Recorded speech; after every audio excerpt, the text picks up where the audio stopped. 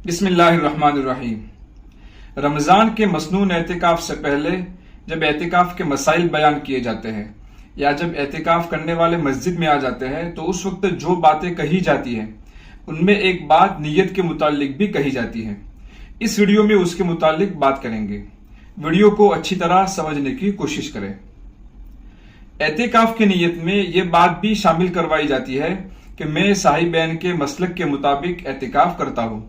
میں صاحبین یعنی کہ امام ابو یوسف، امام محمد رحمۃ اللہ علیہ کے قول کے مطابق اعتکاف کرتا ہوں۔ یہ بات سب سے پہلے میں نے میرے مرحوم ماموں عثمان بھائی سے کسی بات چیت کے دوران سنی تھی۔ اسی وقت سے یہ بات مجھے کھٹک رہی ہے۔ پھر آج سے کچھ سال پہلے میں نے اعتکاف کیا تھا۔ اس وقت بھی ایک مولانا نے ہم سے یہ نیت کروائی تھی۔ اس وقت بھی میں نے اس مولانا سے کہا تھا کہ اس نیت کی کیا ضرورت ہے۔ ایک چھوٹا سا کتاب چاہیں، اپنا اعتکاف صحیح کیجئے، اس میں لکھا ہے اور صاحبین کے مسلک کی نیت بھی دل میں کر لے اور زبان سے یہ کہے، اے اللہ، صاحبین کے مسلک کے مطابق مسجد میں اعتکاف کی نیت سے ٹھہرتا ہوں۔ اس نیت پر بات کرنے سے پہلے فرق سمجھیے۔ سوال یہ ہے کہ کیا اعتکاف کی حالت میں تھوڑا بہت باہر نکلنے کی گنجائش ہے یا نہیں؟ تو امام ابو حنیفہ رحمۃ اللہ علیہ فرماتے ہیں کہ ایک سیکنڈ کی بھی گنجائش نہیں ہے۔ اگر کوئی ایک سیکنڈ کے لیے بھی بلا وجہ مسجد سے باہر نکل گیا تو اس کا اعتکاف ٹوٹ گیا، جبکہ صاحبین یعنی کہ ان کے دو شاگردوں نے گنجائش دی ہے، یعنی کہ بلا وجہ بھی تھوڑی دیر کے لیے مسجد سے باہر نکل گئے تو اعتکاف نہیں ٹوٹے گا۔ عام طور پر اس مسئلے میں امام اعظم کے قول پر فتویٰ دیا جاتا ہے، یعنی کہ ایک سیکنڈ کے لیے بھی اگر باہر نکل گئے تو اعتکاف ٹوٹ جائے گا، لیکن صاحبین کے قول پر عمل کرنے کی بھی گنجائش دی گئی ہے۔ یہ تو مسئلہ ہوا۔ اب سوال یہ ہے کہ کیا نیت میں یہ کہنا ضروری ہے کہ میں صاحبین کے قول یا مسلک کے مطابق اعتکاف کرتا ہوں؟ تو اس کا جواب یہ ہے کہ ایسی نیت کرنے کی ضرورت بھی نہیں ہے اور ایسی نیت کا کوئی فائدہ بھی نہیں ہے۔ میں مثال سے سمجھاتا ہوں۔ جیسے زید نے اعتکاف کیا اور وہ 10 منٹ کے لیے بلا ضرورت مسجد سے باہر نکل گیا، اب کیا اس کا اعتکاف ٹوٹے گا یا نہیں؟ تو امام اعظم ابو حنیفہ رحمۃ اللہ علیہ کہیں گے کہ ٹوٹ گیا اور صاحبین کہیں گے کہ نہیں ٹوٹا۔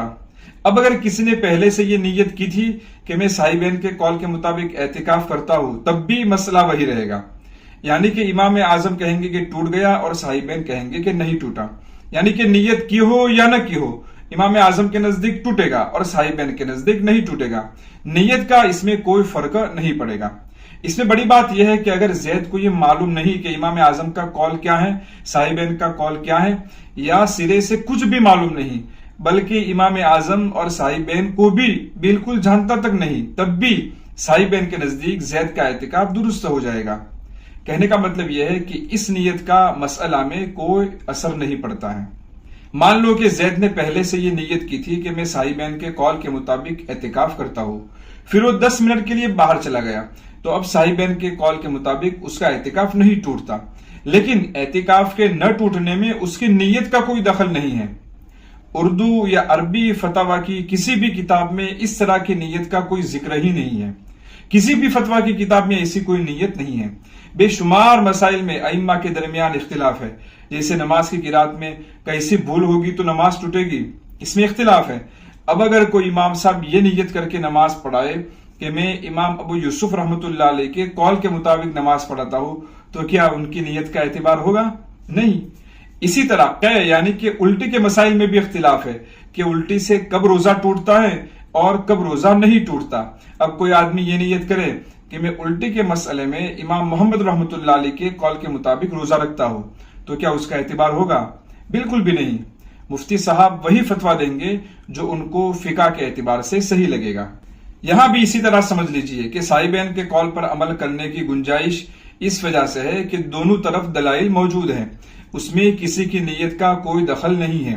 چنانچہ اگر کسی نے اعتکاف اس طرح ادا کیا کہ کبھی کبھی مسجد سے باہر نکل جاتا تھا، اعتکاف کب ٹوٹتا ہے یہ تو چھوڑو، اس کو یہ بھی پتا نہیں ہے کہ اعتکاف ٹوٹتا بھی ہے، لیکن پھر بھی اکثر اوقات وہ مسجد میں رہتا تھا، کبھی کبھی باہر نکل جاتا تھا، تو اس کا اعتکاف صاحبین کے نزدیک درست ہو جائے گا۔ بہرحال یہ ایک علمی غلطی ہے، اس کی اصلاح کرنا ضروری ہے۔ اس نیت کی کوئی ضرورت بھی نہیں اور اس کا کوئی فائدہ بھی نہیں۔ علمی غلطی ہونے کے ساتھ ساتھ اس میں عملی کمزوری کا بھی خطرہ ہے، یعنی کہ صاحبین کا قول لوگوں کے کانوں میں آتا رہے گا تو پھر مسجد میں قید رہنا مشکل ہو جائے گا، پھر بہانے سے باہر نکلنے کا سلسلہ شروع ہو سکتا ہے۔ اعتکاف کے متعلق ایک دوسرا مسئلہ بھی جان لیں۔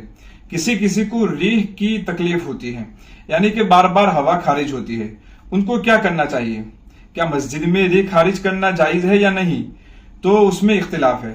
بہتر تو یہ ہے کہ باہر نکل کر ریح خارج کرے، لیکن اگر بار بار جانے میں تکلیف ہے یا کوئی اور عذر ہے تو مسجد میں بھی خارج کر سکتا ہے۔